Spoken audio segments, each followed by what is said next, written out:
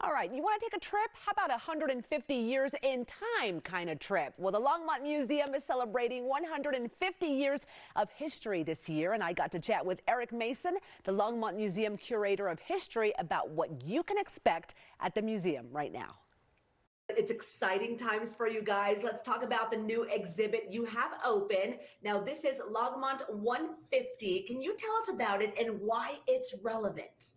Yes, well, Longmont is celebrating its 150th anniversary all this year. And what we have found is that the issues that we grapple with today, from pandemic disease to civil rights, are really things that Longmont has faced throughout its history, and that those challenges have been overcome through the efforts of a lot of important individuals in the community. And so we wanted to tell that story in this exhibit. Well, those are all very interesting stories that we should all hear about. Okay, what are some of your favorite historic objects in the exhibit?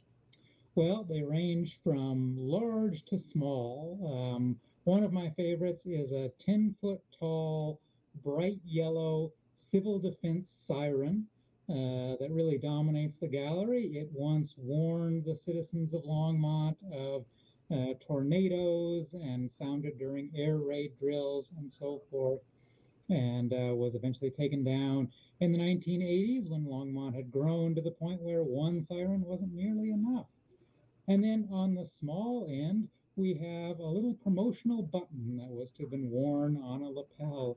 It supported a local woman, Genevieve Johnson, and she gained a moment of national notoriety when she conducted a sit-down strike in front of her ex-husband's house to pressure him into paying her alimony. This was in 1937, when the idea of a woman being that aggressive was pretty unexpected, and so Wow. really gained a lot of attention.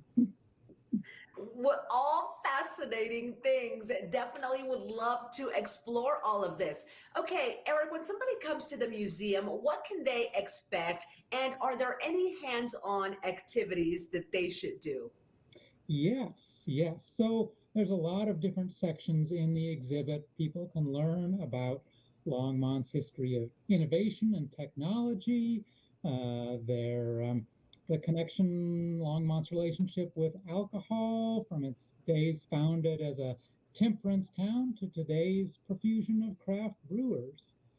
And as far as hands-on activities, we have an homage to Longmont's history of cruising on Main Street. Longmont used to be one of the main centers of cruising in northern Colorado.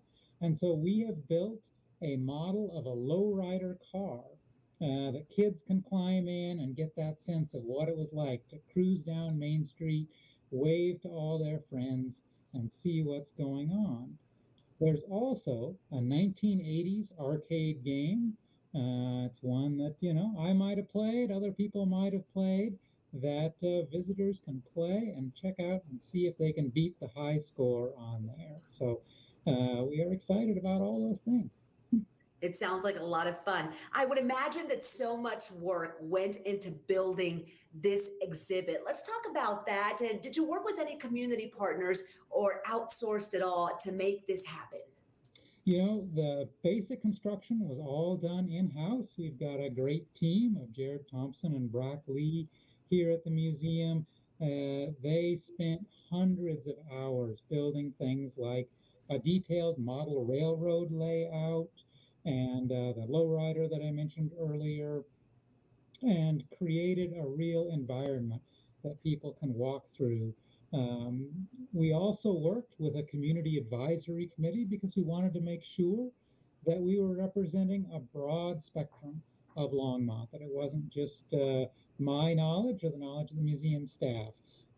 So we worked with the Multicultural Action Committee, the local Sister Cities organization, and we reached out to a lot of underrepresented groups to bring in photographs and objects for stories that we didn't really have before in our collection. Sure. So anything else that is happening this season people should know about over at the Longmont Museum? Well, right now through November 7th, we have our annual Dia de los Muertos exhibit with family altars commemorating loved ones that have passed away, and lots of colorful paper banners and other fun decorations in the museum. And then every Thursday night through December 9th, we have Thursday nights at the museum, a series of concerts, films, lectures, and programs that we hope to engage the whole family. I love it. Well, thank you so much for your time today, Eric, and we'll see you soon at the museum.